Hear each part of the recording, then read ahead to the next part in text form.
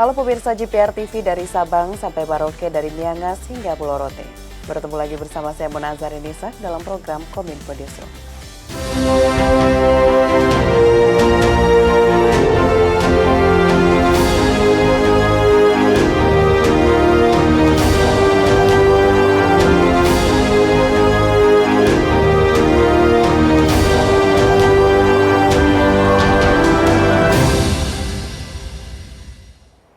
Pemirsa, kita ke informasi pertama. Persiapan distribusi mulai dilakukan KPU Kabupaten Kota di berbagai daerah di Indonesia.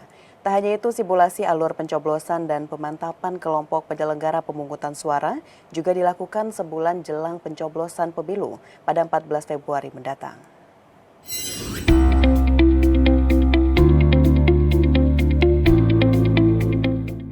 Forum Koordinasi Pimpinan Daerah Kota Malang melakukan pengecekan logistik pemilu ke gudang KPU setempat. Inspeksi ini turut menyasar kantor Bawaslu guna memastikan kesiapan penyelenggaraan pemilu jelang hari pencoblosan pada 14 Februari mendatang. Pejabat Wali Kota Wahyu Hidayat menyampaikan kesiapan pelaksanaan pemilu telah mencapai 90%. Semua persiapan terkait yang untuk tanggal 14, sebenarnya siap 90%. Dan alhamdulillah kami cek ini semua, baik dari kelengkapan dan lain-lain. Memang 90% itu kemarin ada satu logistik yang belum diterima, belum dikirim, jadi belum bisa di packing. Tapi alhamdulillah ini sudah ada, sudah diterima, dan hanya tinggal di packing aja jadi satu. Sementara itu, Komisi Pemilihan Umum Kota Mataram, Nusa Tenggara Barat menggelar simulasi pelaksanaan pemilihan umum dengan melibatkan 200 orang pemilih terdaftar. Simulasi ini dibuat sesuai dengan kondisi pemilu yang sebenarnya, mulai dari tahap registrasi pemilih tetap dan pemilih tambahan hingga proses penghitungan suara menggunakan aplikasi Sirekap oleh petugas kelompok penyelenggara pemungutan suara.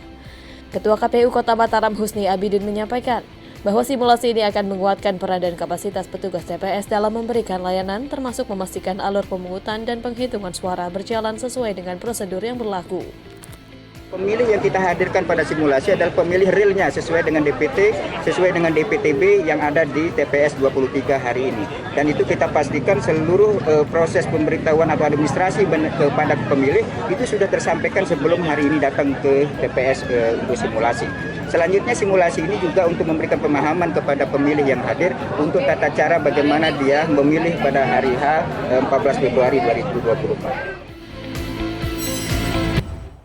Pemirsa, hari ini Presiden Republik Indonesia Joko Widodo melakukan pertemuan bilateral dengan Perdana Menteri Republik Demokratik Timor Leste, Sanana Gusmao, di Istana Kepresidenan Bogor, Jawa Barat. Pertemuan itu membahas sejumlah kerjasama konkret Indonesia Timor Leste.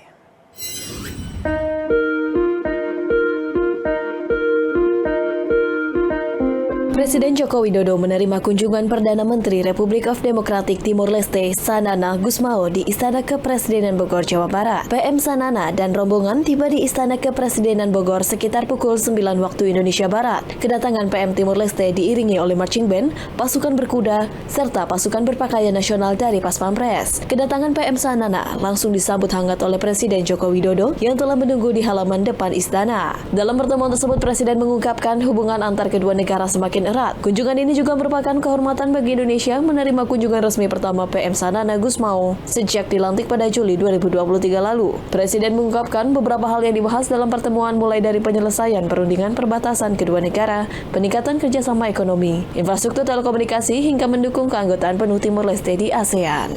Saya juga menyambut baik reaktivasi Joint Boundary Committee untuk pengelolaan perbatasan, termasuk reaktivasi pos lintas batas. Yang kedua, kita sepakat meningkatkan kerjasama ekonomi, dan saya menyambut baik komitmen pemerintah Timor Leste untuk menciptakan iklim investasi yang lebih baik melalui perjanjian perlindungan investasi. Saya juga mengapresiasi kepercayaan Timor Leste pada BUMN Indonesia dalam berbagai proyek seperti pembangunan jalan di Okusi serta perluasan Bandara Internasional Dili. Dan dengan penandatanganan MOU kerjasama teknologi informasi, kita juga mendorong kerjasama infrastruktur telekomunikasi, termasuk rencana investasi fiber optik. Yang keempat, terkait ASEAN, Indonesia berkomitmen terus mendukung keanggotaan penuh Timor Leste di ASEAN.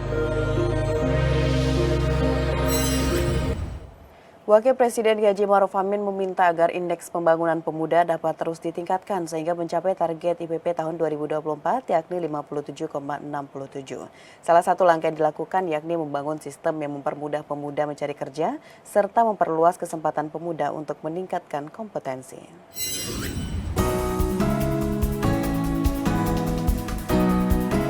Wakil Presiden Kiai Haji Ma'ruf Amin sekaligus Ketua Pengarah Koordinasi Nasional Penyelenggaraan Kepemudaan ketika memimpin rapat tingkat menteri atau RTM pelaksanaan koordinasi lintas sektor penyelenggara layanan kepemudaan di Istana Wakil Presiden Jakarta.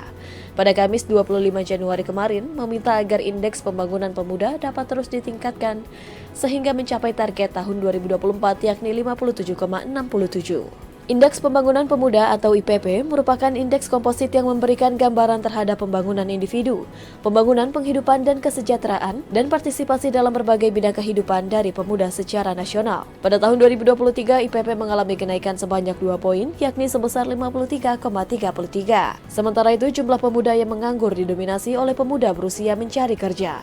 Oleh karena itu, untuk meningkatkan IPP, Kementerian Ketenagakerjaan juga mengambil andil untuk upaya membangun sistem untuk mempermudah pemuda mencari kerja serta memperluas kesempatan pemuda untuk meningkatkan kompetensi. Di 2023 ini ada peningkatan. Yang di 2022 itu 53 ya. Sekian sekarang sudah mencapai 55. Nah, indeksnya ada naik. Memang ada beberapa indeks yang memang masih belum mencapai 50%. Itu karena itu perlu ada. Kita untuk 2024 itu indeksnya kita harapkan menjadi 57, sekian. Ini diharapkan ya 50 ini bisa tercapai. Dengan catatan ada beberapa misalnya di ketenagakerjaan ya, kesempatan kerja memang tadi disampaikan sudah ada peningkatan sebenarnya itu. Masih di bawah 50 tapi sudah ada peningkatan. Kemudian kepemimpinan ya itu juga ini yang akan kita kejar. Di kesempatan yang sama pemirsa, Wakil Presiden Ma'ruf Amin juga meminta agar program layanan kepemudaan tahun ini tidak terganjal pelaksanaan pemilu serentak tahun 2024.